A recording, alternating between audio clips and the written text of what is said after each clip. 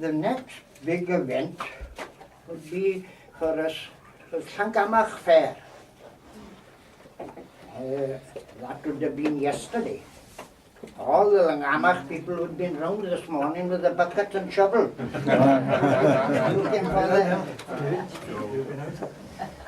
And I used to get up early in the morning, just with the break of day, because Llangammarch people would be coming by Gwybedog with the daylight. And then there'd be one fellow in the front leading a mare, and there'd be a couple of horsemen behind bringing them in together. And then I had to go to school afterwards. And I'd be rushing home from school to see now what horses had I come back home and what had been sold. And listen to some of the fellows that had been there. Been a bit long here, perhaps. Good talkers. But some, I don't know, does anybody know, when was the bridge washed off in Llangammarch? 1909. 1909. That's what we thought, eh? 1909. 09. 09? Yeah. Oh, because my mother told me that it was my father was the last fellow to come across that bridge before it was taken. They had to take all their foals to Garth to truck them.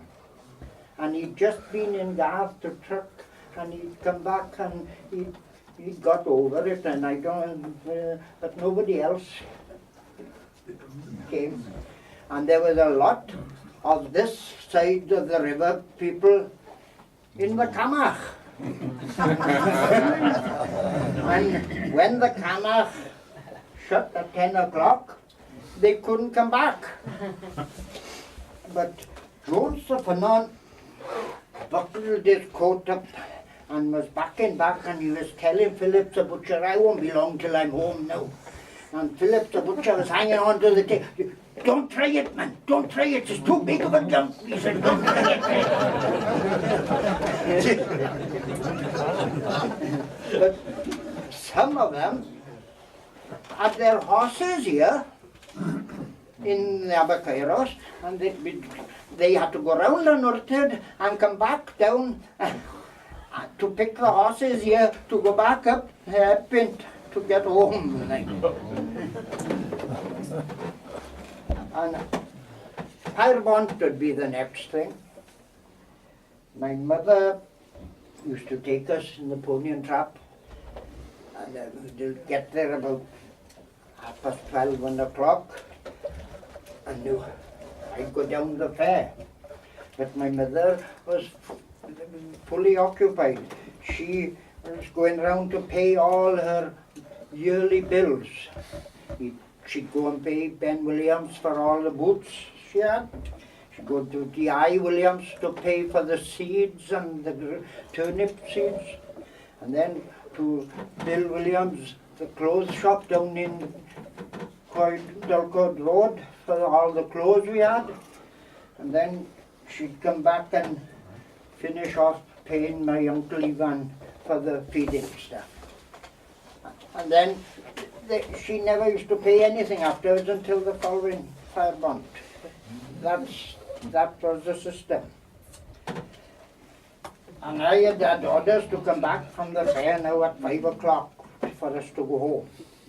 When I went up to Gwalior to go home, my mother was busy helping my auntie to do the teas. They used to do sandwiches and teas, and she said, oh, you can go back down for an hour if you like. I'm too busy now, I can't go. And I said, well, I can't go back down now. I haven't got any money. I said, but gracious me, what have you done with that half-crown that I gave you? We'll have spent all that, surely, she said. She'd only known it had gone long ago. And Uncle Ivan gave me half a crown, whatever, and I was able to go back down. When I went back at 6 o'clock and we had to start going home. First thing we had to do was to light the lamps on the trap, candle in each lamp.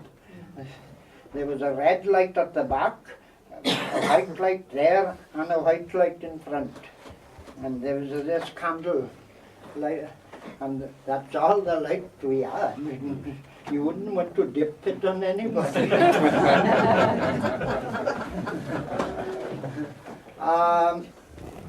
And we'd go down, the fair usually was round the Institute, down to Barclays Bank, from near the Arms and back to Gower. That was a circle round the square.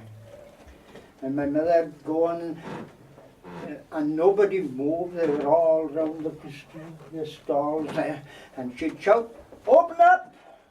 And nobody moved. But she'd just touch Doll under her belly and she'd start stamping and shout.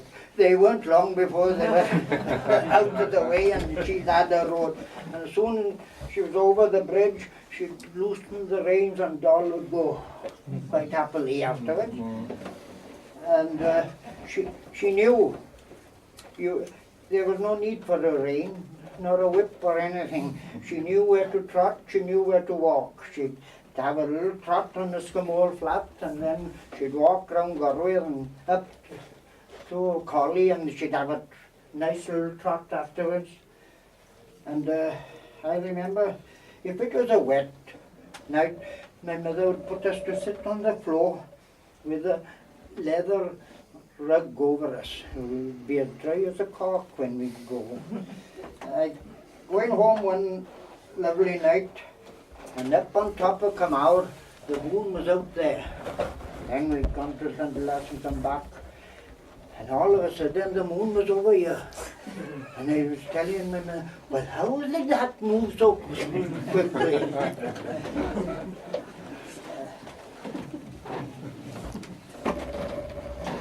It was about 1932 when we all had measles in our house. Corona, we bought it back from the grammar school in Bill. And Brindley was very bad. Uncle John Kenyoli stayed up with him all night one night, and he said if he's not better in the morning, we'll have to get the doctor. He did survive. He was better. He'd had the turn by the morning. Then in a we had this big snow, 1932 snow, and all the sheep, and we were 6 weeks, we didn't go to school, thank goodness. But Nairin and Brindley, they had big long sticks and they were poking down with the hedges to see if there was a, because you poke like that and if the stick, you knew there was a sheep there and you dig down. It's a slow job. But all of a sudden, I don't know why, we had a Prince, a big black and tan dog. He wasn't much of a sheepdog, but he was worth his weight in gold on that snow. He started marking them underground, under the snow. And he was marking them faster than the boys could dig him out, and I had to follow him and keep him back, because if there was nobody there, he'd scratch down and he'd try to pull them out himself. And they were too weak to be pushed about a lot. We couldn't find our pet lamb, pet ewe.